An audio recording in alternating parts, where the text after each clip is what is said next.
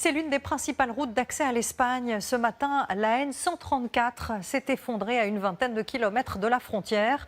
Les pluies diluviennes qui se sont abattues hier soir sur les Pyrénées-Atlantiques ont causé des dégâts et ce n'est sans doute pas fini. Les cours d'eau sont en train de déborder. À Lourdes, vous allez le voir, une partie du sanctuaire a même été inondée. Mathias Béringer, Amaël Brignoli et Yaël Chambon sur place. Ce matin, voici ce qu'il reste du parking de la mairie d'Etsaut. Cette voiture est sur le point d'être emportée. On a de l'eau quasiment jusqu'au premier étage. Impuissant, ce commerçant a dû se réfugier au-dessus de sa pizzeria. Là, j'ai tout ça dans l'eau, pas loin de 2 mètres d'eau. Là, ça monte jusqu'en haut de la porte quasiment. Tout le commerce voilà, qui est sous l'eau, tout le garage. Dans les Pyrénées, cette nuit, l'équivalent d'1 mois de précipitations s'est abattu sur la vallée d'Aspe en moins de 24 heures.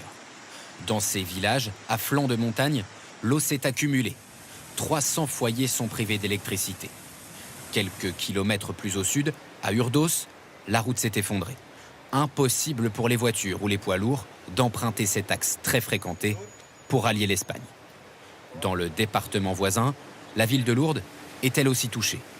Le sanctuaire est fermé, 40 cm d'eau à l'intérieur de la grotte, sous les yeux de fidèles déçus.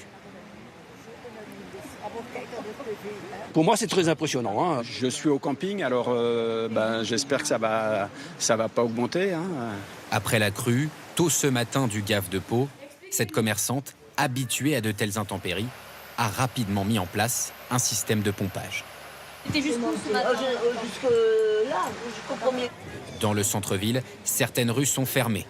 Sur les quais, cet hôtelier reste très vigilant.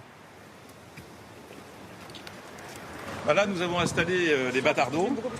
Des barrières métalliques pour empêcher l'eau de s'infiltrer. Et on les a installés vers 8 h ce matin, tranquillement. On laisse, parce que c'est toujours en alerte orange. Un pic de crue à 3,20 m a été atteint ce matin. Selon la mairie, la décrue s'est amorcée. Et regardez la carte de vigilance pour cet après-midi. 8 départements sont en alerte orange, alerte aux crues, on le disait, mais aussi aux pluies et aux inondations. Dans le sud-est, on attend des orages la nuit prochaine au-dessus de l'Ardèche et de la Drôme.